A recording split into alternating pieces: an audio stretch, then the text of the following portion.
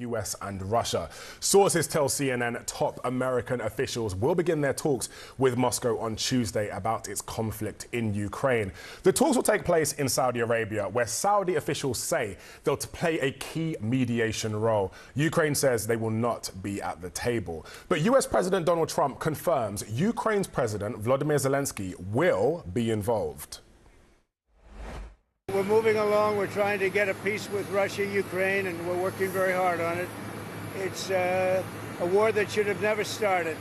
Do you expect Zelensky to... US National Security Advisor Mike Waltz says the conflict in Ukraine can't be ended on the battlefield. He's now urging President Zelensky to accept an economic deal that would give the US access to Ukraine's reserves of rare earth metals. And as the US shuts out Europe, access to Ukraine's reserves of rare earth metals. And as the US shuts out Europe, leaders who are holding an emergency summit in Paris on later today. In the Daily Telegraph, leaders who are holding an emergency summit in Paris on later today. In the Daily Telegraph newspaper, Starmer writes, quote, "The UK is ready to play a leading role in accelerating work on security guarantees for Ukraine.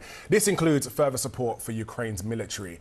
But it also means being ready and willing to contribute to security guarantees to Ukraine by putting our own troops on the ground if necessary." A Kremlin spokesman says the talks could signal a big change is about to take place in relations between the US and Russia. CNN's Fred Pleitgen is in Moscow with more.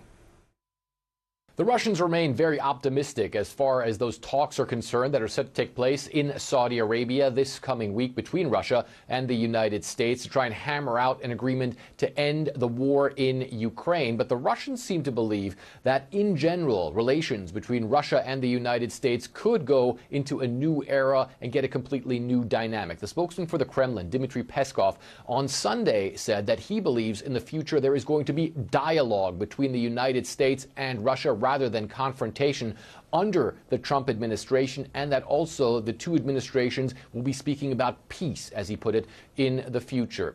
Dmitry Peskov also said that he believes that President Trump's views on Russia should be endorsed by every sound-minded person, as he put it. So clearly, the Russians certainly putting a lot of stake into President Trump and what he's done so far in trying to get U.S.-Russian relations back on track. Now, the Russians, though, have made no secret of the fact that they believe that negotiations to end the war in Ukraine certainly won't be easy. They have said that they don't want to negotiate, for instance, about that pocket that the Ukrainians control on Russian territory in the Kursk region. They say they want to take that territory back.